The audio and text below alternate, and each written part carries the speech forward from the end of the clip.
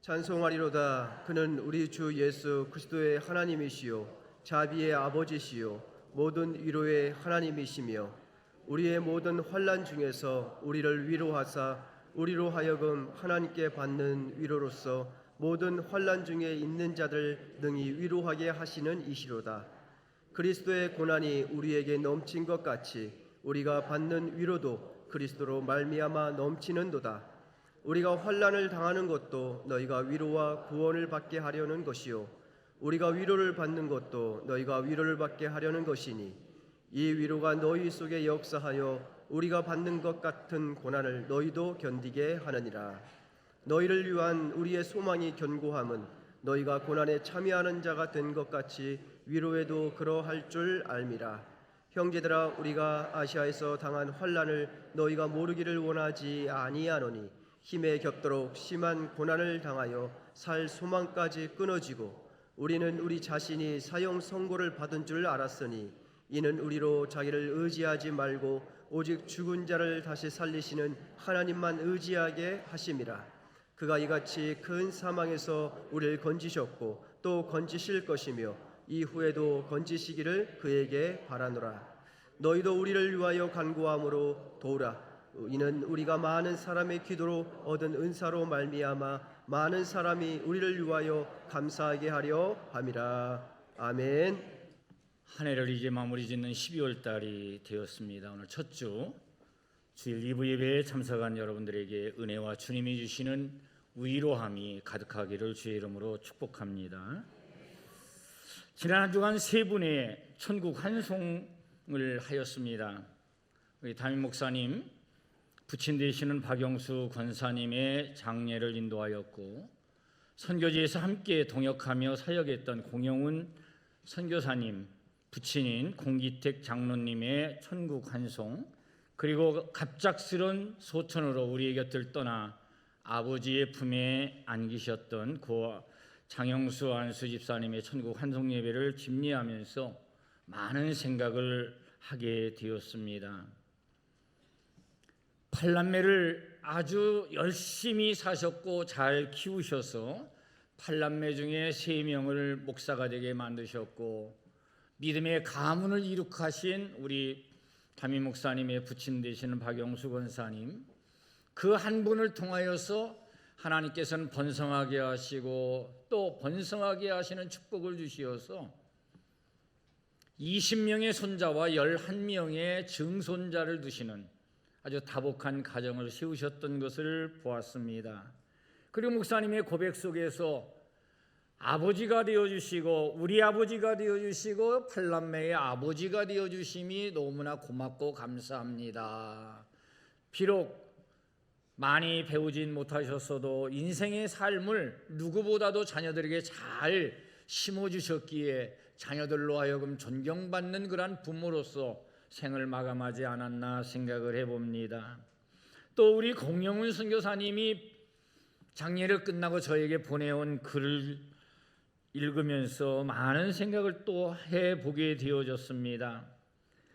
이제는 이 땅에서 아버지의 목소리를 들을 수도 없고 따스한 손 잡아드릴 수도 없고 아버지의 환한 웃음을 볼 수도 없는 사실에 눈물을 흘리고 또 통곡을 하는 슬픔의 시간일 수 있겠지만 그럼에도 불구하고 우리의 연약함, 우리의 슬픔 다 안으시고 십자가에서 친히 담당해 주신 주님이 성도의 죽음을 귀하게 보시기에 시간이 은혜였고 우리 안에 부활의 소망과 천국의 소망을 주셨기에 감사의 고백을 하며 소망을 품는 기쁨의 시간이 되었습니다. 이제 유족들도 장례를 치르며 아버지의 사랑과 은혜를 뒤돌아보며 감사할 수 있었기에 아버지 장로님이 생전의 삶을 통해 실천하셨던 하나님 사랑과 이웃 사랑 그리고 교회를 섬기셨던 그 헌신의 삶을 기억하며 열심히 살아보려고 합니다 하고 저에게 그 감사의 문장을 카톡으로 보내왔더라고요. 히브리서 9장 27절에 말합니다. 한 번 죽는 것은 사람에게 정하신 것이요 그 후에는 심판이 있을 것이라고. 우리는 천년만년 그냥 살 것 같고 내가 현재 젊고 건강하기 때문에 내 힘대로 내가 원하는 대로 모든 일을 할 수 있을 것 같은 그러한 마음을 가지고 하루하루를 우리는 살지 않나 생각을 해봅니다. 그러나 우리의 인생은 언젠가 한 번은 떠날 수밖에 없는 그러한 인생인 것을 우리는 기억을 해야만 될 줄로 압니다. 그러면서 계시록 14장 13절에 주 안에서 죽은 자가 복이 있다. 할렐루야. 여러분들, 우리가 주님 안에서 살다가 우리가 죽게 되어지면 이것은 실패도 아니고 망하는 것이 아니라 복 있는 삶인 것을 기억하시기를 주의 이름으로 축복합니다. 만일 땅에 있는 우리의 장막집이 무너지면 하나님이 지으신 집, 손으로 지은 것이 아니라 하나님께서 우리를 위하여 예비하신 그 장막이 있는 줄을 너희는 기억하고 살라고 고린도후서 5장 1절 이하에서도 우리에게 밝혀주고 있습니다. 아직도 실감이 나지 아니하고 금방이라도 옆에서 달려와 선교사님 한 주간 평안하셨어요 인사하며 손을 잡아줄 것 같은 우리의 동역자, 우리 장영수 집사님, 주님의 나심을 축하하며 알리기 위하여 교회를 섬기고 헌신하다 주님의 품에 안기셨습니다. 이번에 천국 환송을 하면서 많은 성도들이 그렇게 눈물을 지으며 함께 슬퍼하고 애도하는 그러한 모습을 저는 보았습니다. 그래서 저는 한 주간 동안 계속해서 묵상하고 생각하기를 어떻게 살아야 할까? 언제 부르실지 모르는 삶, 잘 살다가 주님의 영광 위에서 우리가 믿음으로 살다가 가야 되지 않겠는가? 이런 생각을 하면서 한 주간을 묵상하면서 보내면서 오늘 말씀의 제목을 어떻게 살아야 할까? 오늘 말씀을 듣다 여러분들 주님이 원하시는 믿음의 삶을 살아가는 저와 여러분들이 되어지기를 주의 이름으로 축복합니다. 우리 잘 살다 갑시다. 우리 옆에 분들에게 한번 인사하시죠. 잘 살다 갑시다. 잘 살아야 합니다. 우리 집사님이 그렇게 가실 줄 누가 알았겠어요. 그런데 하나님의 때가 되어지니 좀 더 오래 사셨으면 하는 아쉬움, 안타까움 있지만은 하나님이 얼마나 사랑하셨기에 먼저 부르셨는가. 오늘 우리도 언제 부르실지 모르는 우리의 삶 앞에서 정말 주님이 기뻐하는 믿음에 기해한 삶을 살다가 주님께로 나아갈 수 있는 우리들의 삶이 되어져야만 될 줄로 믿습니다. 그럼 어떻게 사는 것이 잘 사는 것인가? 오늘 고린도후서 1장 3절 이하에 우리에게 말씀하고 있습니다. 찬송하리로다. 찬송하리로다. 왜 우리가 찬송해야 되냐? 우리가 찬송할 그 하나님은 우리의 의로자요 하나님이시요 우리를 갖다가 건지시는 자시요 우리의 모든 것을 품어주시는 하나님이시기 때문에 그 하나님을 찬송하면서 사는 것이 성도들이 살아야 할 하나의 삶의 모범이 아닌가 생각을 합니다. 사랑하는 성도 여러분, 우리 찬송하며 살아갈 수 있기를 주의 이름으로 축복합니다. 장례식에서 이제 관을 운구하면서 계속 불렀던 찬송 여러분들 기억나십니까? 수도산의 그 산꼭대기 올라가면서 찬송 부르면서 얼마나 숨이 차든지 그럼에도 불구하고 내 주를 가까이 하게 함은 십자가 짐 같은 고생이나 내 일생 소원은 늘 찬송하면서 주께도 나가기 원합니다. 전당에 가는 길 험하여도 생명 손길 대나니 은혜로다. 천사 날 부르니 늘 찬송하면서 주께도 나가기 원합니다. 우리의 삶이 십자가 짐 같은 고난의 삶이라 할지라도, 천당에 가는 길이 험하고 정말 어려운 그런 고난의 길이라 할지라도 생명의 길이기에 우리는 늘 찬송하면서 가겠다고 고백했던 것처럼, 오늘 저와 여러분들의 모든 삶들 속에 한 해를 인도하시고 지키신 그 하나님을 찬송하며 살아갈 수 있기를 주의 이름으로 축복합니다. 어떤 사람은 원망하고 불평하고 늘 짜증내면서 많은 사람에게 상처를 주며 사는 사람이 있습니다. 그러나 우리 주님 우리에게 요구합니다. 어떻게 살아야 되냐고. 하나님을 찬송하며 살라고 말하고 있어. 찬송을 할 때 하나님이 공급하는 힘이 우리에게 더하여질 것이고, 찬송하며 살 때 여러분들의 앞길이 환하게 열려지는 놀라운 역사를 경험하게 되어질 줄로 믿습니다. 오늘 바울이 고백하고 있는 왜 주님을 찬송해야 하는 그 고백에 오늘 3절 말씀을 우리 같이 한번 읽어보면 좋겠습니다. 찬송하리로다. 그는 우리 주 예수 그리스도의 하나님이시요 자비의 아버지시요 모든 위로의 하나님이시며, 할렐루야. 우리 찬송할, 우리가 찬양하는 그 하나님은 예수 그리스도의 하나님이요 자비의 아버지시요 모든 위로의 하나님이시다. 우리에게 알려주고 있어요. 그리고 4절에 내려가서 말합니다. 모든 환난 중에서 우리를 위로해 주신 하나님이시기 때문에 우리는 그를 찬송하며 살라고 우리에게 밝혀주고 있는 것을 볼 수 있습니다. 그러면서 바울은 고린도후서 1장 8절에 가서 말합니다. 우리가 아시아에서 당한 환난을 너희가 알고 있기를 원한다. 바울이 위대한 사도임에도 불구하고 그는 인간인지라 우리가 당하는 환난을 당할 때 우리와 똑같은 마음의 괴로움과 육신의 아픔을 겪고 있었던 것을 알 수가 있습니다. 그런 그가 고린도후서 1장 11절에 가서 고백합니다. 고린도 교회 성도들아, 우리의 일행이 당하는 환난을 감사하게 되기를 바란다 그랬어요. 그러면서 바울은 도대체 아시아에서 어떤 환난을 당했는가 하는 내용을 우리에게 밝혀주고 있어요. 그리고 환난 당한 것을 감사라고 하는 이 말이 무슨 뜻인가를 우리에게 이야기하고 있는 것을 봅니다. 여러분들, 환난을 안 당한 것을 감사하라. 이것은 당연한 거 아닙니까? 안 당한 것을 감사해야 돼요. 그런데 오늘 바울은 환난을 당한 것을 감사하라 그랬어요. 오늘 말씀을 듣는 저와 여러분들, 환난을 당하고 생각지 아니한 여러 가지 위기를 만났지만 감사하는 자가 되어지기를 주의 이름으로 축복합니다.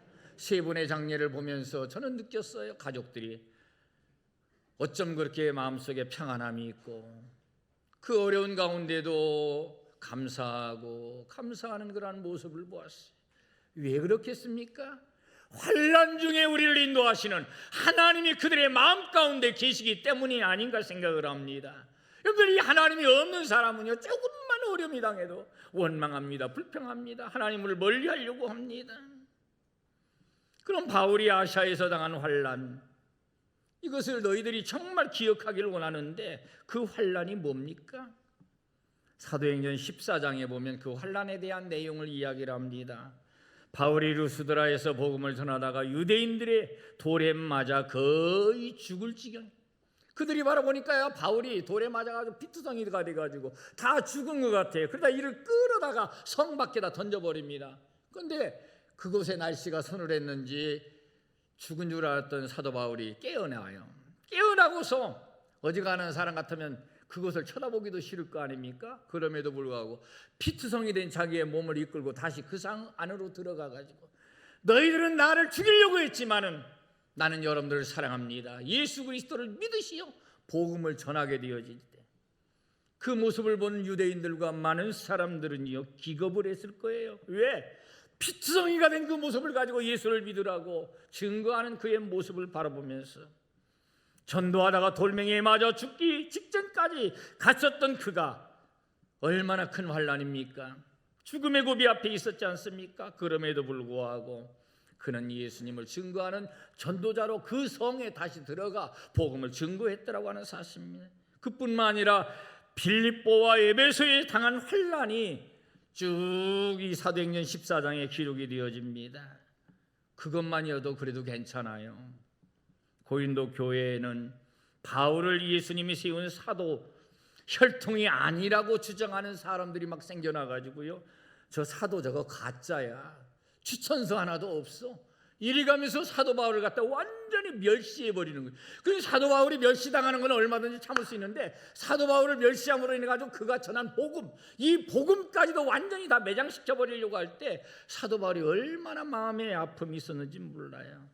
그래서 오늘 고린도후서 이 편지를 보내면서 첫머리에 자신이 누군가 하는 것을 고백하고 있어요. 1장 1절에 보니까 하나님의 뜻으로 말미암아 사도된 나 바울은 이렇게 이야기하고 있어요. 나는 누구라고요? 하나님의 뜻으로 말미암아 사도가 되어졌다는 것을 자기의 자신의 신분을 고백하고 있는 거예요. 여러분들, 자기가 사도가 되겠다고 하는 생각은요 꿈에도 해본 적이 없어요, 사도 바울이. 그런데 하나님의 뜻으로 말미암아 이 루스드라 들판에서 그를 갖다가 꼬꾸라지게 만들고 나는 내가 핍박하는 예수다 만드신 후에 그를 다시 복음을 전하는 그런 일꾼으로 사도로 하나님이 세우시지 않습니까? 하나님이 바울을 사로잡아 한 번도 품어본 적이 없는 그 일을 하나님이 시키셨던 것입니다. 그런데 12월 달만 되면은요 교회마다 몸살을 알아요. 그리고 담임 목사님 또 행정을 보시는 이 수석 부목사님들한테 정말 머리 아프게 하시는 분들이 있어요. 나 내년에 구역장 시키면 나 교회 안 다녀요. 빼주세요. 우리 교회는 없는 줄 알아요. 그런데 교회마다 그렇다는 거예요. 나 남전도에 여전도에 회장 시키면 나 교회 안 나갈 거야. 아주 큰 무기를 가지고 목사님들에게 공격을 한다는 거예요. 나 성가대 안 해요? 교사 안 할 거예요? 여러분들, 하나님이 쓰시겠다고 하면 아멘 하고 순종하시기를 주의 이름으로 축복합니다. 아멘이시죠? 그러면요 감당할 수 있는 힘도 주시고 시간도 주시고, 아멘 단하는 거 봐요, 능력도 주시고 지혜도 주시고 하나님이 그 환경을 바꿔주셔요. 그걸 몰라. 그러니까 지금 상황을 보면서 나는 너무 바빠가지고 너무 힘들어가지고 너무 피곤해가지고 내가 너무 몸이 약해가지고 난 못해요. 응? 못해요는 모태신앙을 가진 사람들만 하는 건데 다들 그러시더라고요. 오늘 사도 바울은요 내가 사도가 되겠다고 한 번도 해본 적이 없어요. 그런데 하나님이 하라고 하니까 그는 아멘이라고 그대로 순종을 했더니 하나님께서 얼마나 많은 그런 복음의 역사를 일으키게 되어집니까?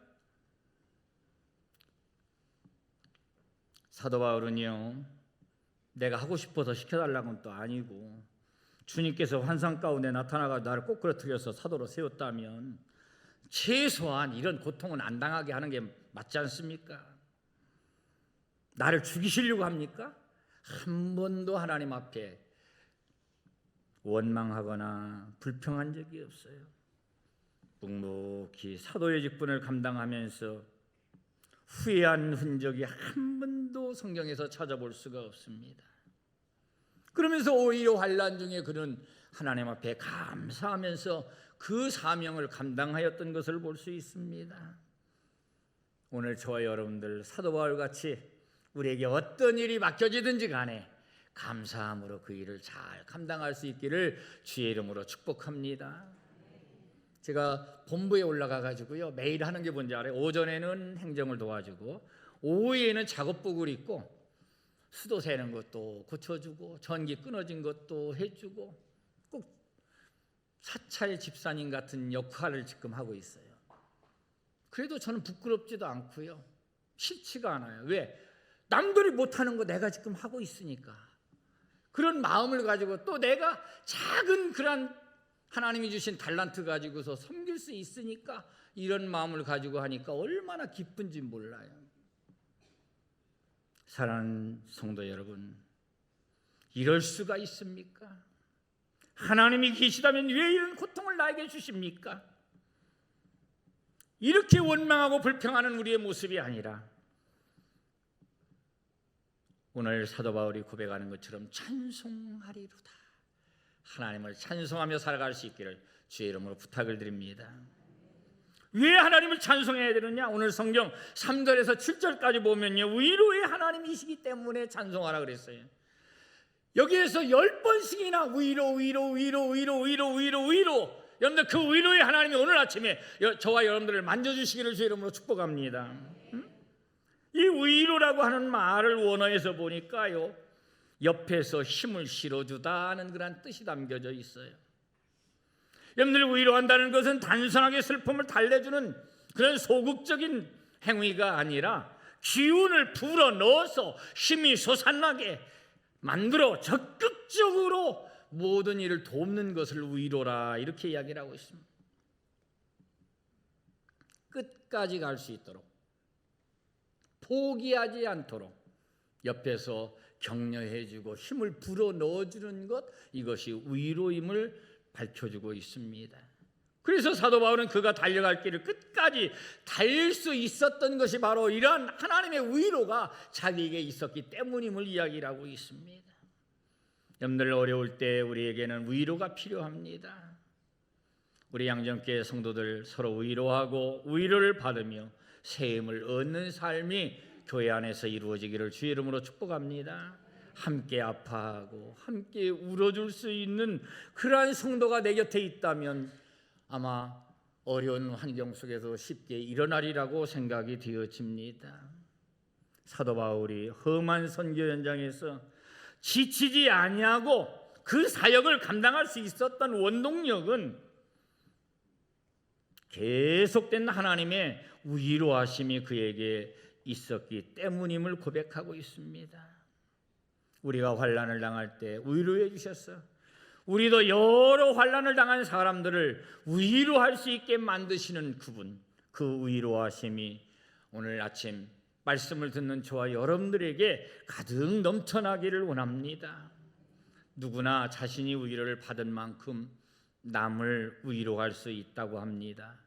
위기의 시대에 따뜻한 위로자가 너무너무 필요한데, 삶의 애환을 함께 나누고 아파하고 격려할 수 있는 사람이 여러분들 곁에 있다면 여러분들은 어떤 어려움, 어떤 환난이 와도 능히 이겨내는 성도가 되어지리라고 믿습니다. 넘어지지 않도록 곁에서 힘이 되어주는 자가 필요합니다. 꿈을 포기하지 않도록 잘 붙들고 세워주는 그러한 자가 필요합니다. 그러기에 이사야 40장 1절 말씀에 이렇게 이야기합니다. 너희는 하나님이 이르시되 너희는 위로하라, 내 백성을 위로하라. 할렐루야. 따라합시다. 너희는 위로하라, 내 백성을 위로하라. 예, 어려움을 당한 여러분들 곁에 있는 그러한 성도들 위로하는 여러분들이 되어지시기를 주의 이름으로 축복합니다. 정말 힘들고 지쳐서 낭망할 수밖에 없는 그분들, 또 사역을 하다가 지칠 수밖에 없는 우리 교역자들, 또 선교사님들, 여러분들이 위로할 수 있는 이 12월 달 되어지면 정말로 좋겠습니다. 그 다음에 두 번째로 우리가 누구를 찬양해야 됩니까? 환난에서 건지는 하나님을 찬양하라 그랬어요. 어떤 하나님을 찬양하라고요? 환난에서 우리를 건져주시는 하나님.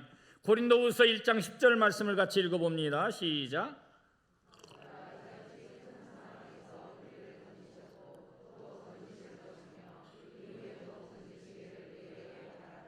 아멘. 그가 이같이 큰 사망에서 우리를 건지셨고 또 건지실 것이며 이후에도 건지시기를 그에게 바라노라. 우리를 사망에서 건져주시는, 고난에서 건져주신 그 하나님을 찬양하라. 그런데 그 앞에 1장 8절 9절을 보면은요, 사도 바울이 고백을 합니다. 뭐라고 고백하는지 아십니까?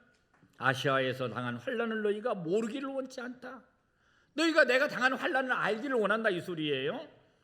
얼마나 환난을 당했는가 하니 힘에 겹도록 심한 고난을 당하여 뭐까지? 살아갈 소망, 내가 이렇게 살아야 되나 하는 이런 소망까지도 다 끊어졌어요. 그 다음에 9절에 가서 보세요. 우리는 우리 자신이 어떤 사형 선고를 내려서 나는 이제 마지막 사형 당할 수밖에 없는 그런 위기까지 왔다는 거예요. 이런 상황까지 왔지만 사도 바울은 고백합니다. 우리로 자기를 의지하지 말고 오직 죽은 자를 다시 살리시는 하나님만을 의지하게 하심이라. 할렐루야. 이런 모든 것이 다 살 소망까지 끊어지고 사형 선고를 받은 것 같은 자기의 삶이었지만 이 속에서 우리를 건져주시는 그 하나님이 계시기에 그 하나님을 찬양하라 그랬어요. 여러분들 삶이 어렵습니까? 힘듭니까? 오늘 그 속에서 건져주시는 하나님이 여러분들 곁에 있음을 기억하고 하나님을 찬송하시기를 주의 이름으로 축복합니다. 축복합니다. 그 하나님은 과거에 우리를 건지셨고 현재에도 건지시며 미래에도 건져주실 하나님이기 때문에 그분을 신뢰하면서 바울의 믿음은 고백을 하고 있는 것을 볼 수가 있습니다. 바울이 믿는 하나님은 환난에서 건지시는 하나님이십니다. 오늘 아침 하나님의 말씀을 듣는 여러분들, 오늘 우리도 바울같이 하나님을 이러한 하나님으로 믿으시기를 주의 이름으로 축복합니다. 여러분들 야곱도 고백합니다. 창세기 48장 16절에 여호와 하나님께서 그의 사자를 보내셔서 나의 모든 환난에서 뭐 하셨도다? 건지셨도다. 그래서 건지셨도다. 다윗도 고백합니다. 사무엘하 4장 9절에서 여호와 하나님을 내 생명을 여러 환난 가운데서 건지신 분이시다. 이렇게 고백을 하고 있어요. 여러분들 신앙의 위인들은요 하나님께서 환난 가운데 건져주시는 분이심을 알았기에 찬송하면서 살 수 있었다고 하는 사실입니다. 야곱을 건지시고 다윗을 건지시던 그 하나님께서 양정교회 모든 성도님들을 환난에서 건지시고 문제 속에서 건지시고 여러분들의 정말 슬럼프 빠져있는 그 삶 속에서 하나님이 건져주실 줄로 믿고 그 하나님을 찬송할 수 있기를 주의 이름으로 축복합니다. 우리는 이 환난을 당할 때 느끼지 않습니까? 나는 아무것도 아니구나, 내가 할 수 있는 게 없구나. 장례식을 치르면서 자식도 사랑하는 아내도 또 친구들도 해줄 게 아무것도 없더라고요. 그냥 지켜볼 수밖에 없어. 건강 하나도 마음 하나도 사랑하는 사람 하나도 지켜줄 수 없는 것이 연약한 우리의 인생이라고 하는 사실입니다. 그래서 고생을 제대로 해본 사람, 환난을 제대로 겪어본 사람은요 나는 아무것도 아니구나, 주님 없이는 살 수 없겠구나, 이런 고백을 하지 않습니까? 오늘 이 고백이 저와 여러분들의 고백이 되어졌으면 좋겠습니다. 그래서 오늘 사도 바울은 10절에서 말하는 게 바로 그거예요. 우리를 건지시고 또 건지실 것이며 이후에도 건지시기를 그에게 바라노라 그랬어요. 여러분들 주님을 기대하십시오. 주님께 소망을 두십시오. 주님만 의지하고 사십시오. 하나님이 건져주시고 앞으로도 건져주실 줄로 믿습니다. 그 다음에 우리는 두 번째 어떻게 살아야 될까요? 기도하는 삶을 살아갈 수 있기를 주의 이름으로 축복합니다. 오늘 본문 11절에 이야기를 합니다. 너희도 우리를 위하여 간구함으로 도와줘라 그랬어요, 사도 바울이. 여러분들 이 기도라고 하는 것은요 도와주는 일이에요. 할렐루야. 여러분들이 사역자를 위하여 기도하면 여러분들 그 사역자를 도와주는 거예요. 담임 목사님의 GMS 이사장님 사역을 잘 감당해달라고 매번마다 기도하면 이것은 여러분들이 담임 목사님의 사역을 도와주는 거예요. 선교사를 위하여 여러분들이 열심으로 기도하면 선교하는 일을 갖다 도와주는 거예요. 믿어지면 아멘 하십시다. 이는 우리가 많은 사람의 기도로 얻은 은사로 말미암아 많은 사람이 우리로 하여금 감사하게 하려 합니다. 그랬어요. 여러분들 간구함으로 도와주라. 이 돕는다는 말은 일한다고 하는 뜻이 담겨져 있어요. 여러분들 기도는요 짐을 같이 지고 있는 사람입니다. 그런 마음이 없으면 그 사람을 위해서 기도하지 않아요. 그러나 그를 위해서 기도한다고 하는 것은 그의 짐을 나도 같이 지겠다고 하는 그런 마음이 있기 때문에 기도하는 거예요. 그래서 사역자를 위하여 기도하는 것은 같이 사역하는 사람이 되는 거예요. 선교사를 위하여 기도한다는 것은 같이 선교를 하고 있다는 증거입니다. 어려움을 당한 성도를 위하여 기도한다는 것은 나도 그 어려움을 함께 나누겠다고 하는 그런 마음의 표현입니다. 따라합시다. 기도는 최고의 위로요 최고의 도움입니다. 여러분들 주변에 어려움 당하는 사람들을 꼭 기억하시고 기도로 도와줄 수 있기를 주의 이름으로 축복합니다. 여러분들 바울 같은 영적 거장도요 사람들에게 기도를 자주 부탁을 하고 있음을 알 수가 있어요. 그게 나를 위하여 기도함으로 나를 도와줘라 그랬어요. 기도할 때 자비롭고 인자하신 위로의 하나님께서 우리 안에 힘을 주시며 기도할 때 많은 사람이 우리를 위하여 감사할 수 있도록 하나님께서 인도해 주실 줄로 믿습니다. 마지막으로 한 가지, 어떻게 살아야 될까? 감사하며 살아갈 수 있기를 주의 이름으로 축복합니다. 이제 12월 달 어떤 일을 맡겨주든지 간에 감사함으로 받으시기를 주의 이름으로 축복합니다. 절망이 있고 힘든 일이 있고 낙심되는 일이 있을 때 하나님께 감사하는 성도가 되어지기를 바랍니다. 감사를 하면 영혼이 살아납니다. 감사를 하면 더 큰 감사가 나타나게 되어집니다. 여러분은 어떠하십니까? 힘든 일이 있을 때 하나님께 감사하는 영혼입니까? 좋은 일이 있을 때 그때만 감사합니까? 감사가 잘 안 되나요? 원수마귀가 방해하고 있기 때문입니다. 사망의 음침한 골짜기를 다녀도 해바름을 두려워하지 않은 것은 주께서 나와 함께 하심이라 그랬어요. 여러분들 늘 감사하며 살아갈 수 있는 귀한 삶이 꼭 이루어지시기를 주의 이름으로 축복합니다. 윌리엄 틴테일은 이런 말을 했어요. 강단에서 설교하는 사람과 교회 주방에서 설거지하는 사람은 하나님을 기쁘시게 하는 일에 있어서 똑같다, 동일하다. 주를 기쁘시게 하기 위하여 오늘 내가 일한다면 이 모든 것이 성직이다, 성스러운 직분이다, 이렇게 이야기를 하고 있어요.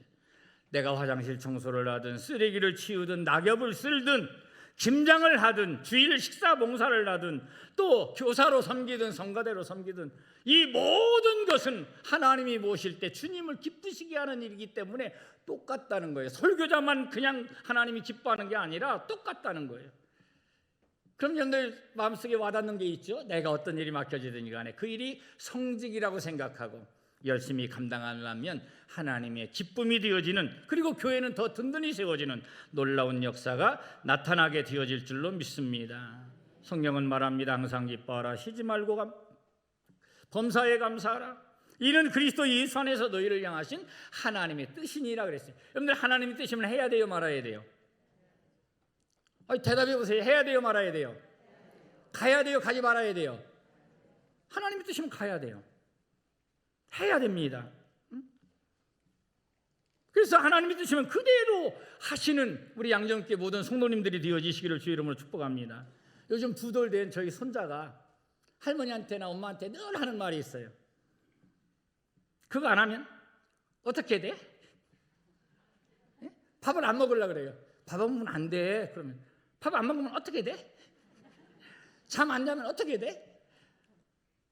요즘은 또 할머니가 너무 사랑해 주니까 사랑하는 거 아는가 봐요. 하미, 아빠 집에 안 가면 어떻게 돼? 어떻게 되긴 뭐 어떻게 돼요? 가야죠. 하나님의 뜻인데 그거 안 하면 어떻게 되겠어요? 뭐 여러분들 다 알았잖아요.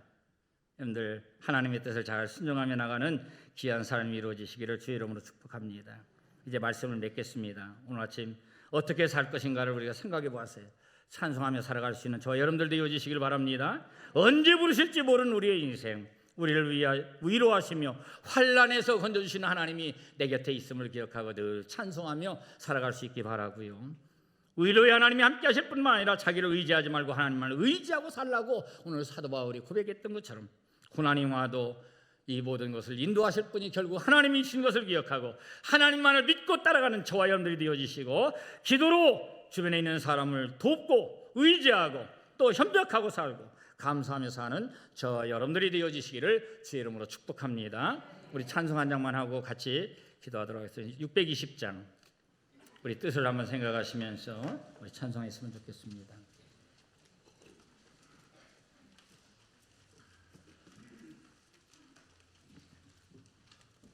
(620장) 여기에 모인 우리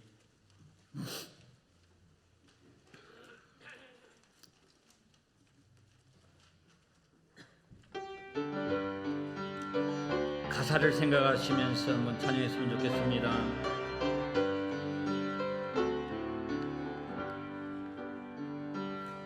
여기에 모인 우리 주의 은총 받은 자여라. 주께서 이 자리에 함께 계심을 아노라. 언제나 주님만을 찬양하며 따라가리니 시험을 당할 때도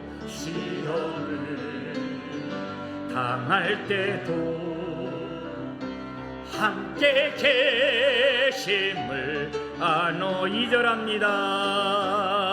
주님이 뜻하신 일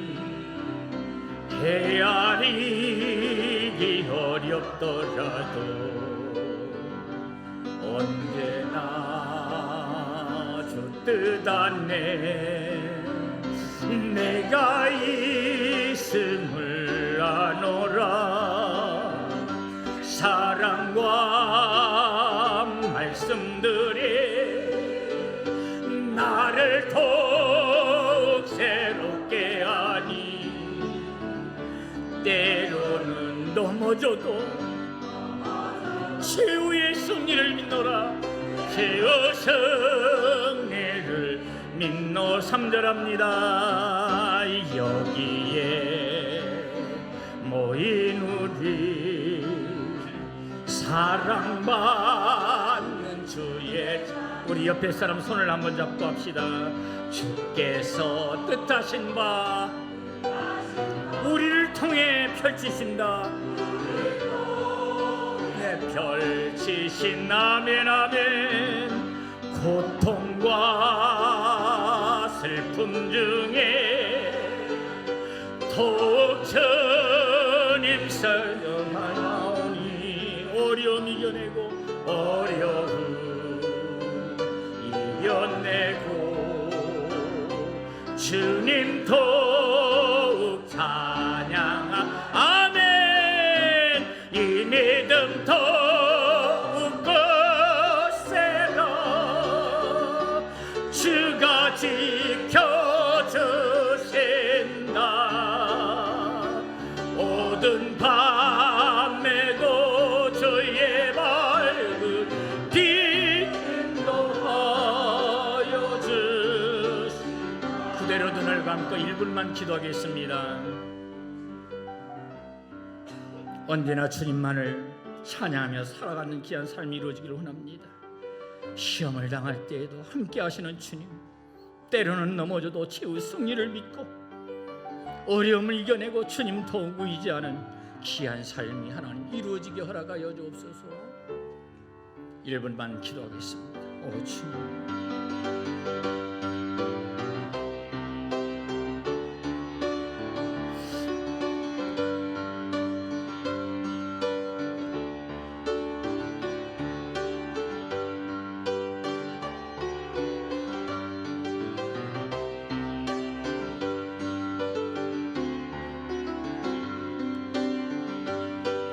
하나님 아버지 감사합니다. 언제나 주님만을 찬양하며 따라가는 자 되게 허락하여 주시고 시험을 당할 때도 함께 계시는 주님이 우리를 건져주실 것을 확신하고 하나님을 찬양하며 살 수 있는 사도바울 같은 믿음이 우리에게 있기에 허락하여 주옵시고 위로의 하나님, 오직 자기를 의지하지 않냐고 하나님만 의지하고 살았던 기도하며 돕는 자가 되어지기를 원하며 감사하며 살기를 원하는 사도 바울의 이 고백이 오늘 우리들의 고백이 되게 허락하여 주시고 이 삶이 우리의 삶이 되게 허락하여 주옵소서. 예수님의 이름으로 기도 올리옵나이다. 아멘. 이제는 우리를 위로하시며 환난 가운데 건져주시는 예수 그리스도의 은혜와 하나님 아버지의 만극하신 사랑하심과 우리가 힘들고 어려울 때마다 우리와 함께 동행하시며 우리로 하여금 감사하는 삶을 살 수 있도록 힘과 능력을 주시는 성령님의 감화감동 역사 교통하심의 은혜가 어떻게 살까 고민하고 결단하고 교회 문을 나가는 사랑하는 성도들 머리머리 위에와 저들의 가정과 사업과 직장 위에 또 세계 곳곳에서 복음을 전하는 우리 선교사님들의 가정과 그 사역의 현장 위에 이제로부터 영원토록 함께 있을지어다.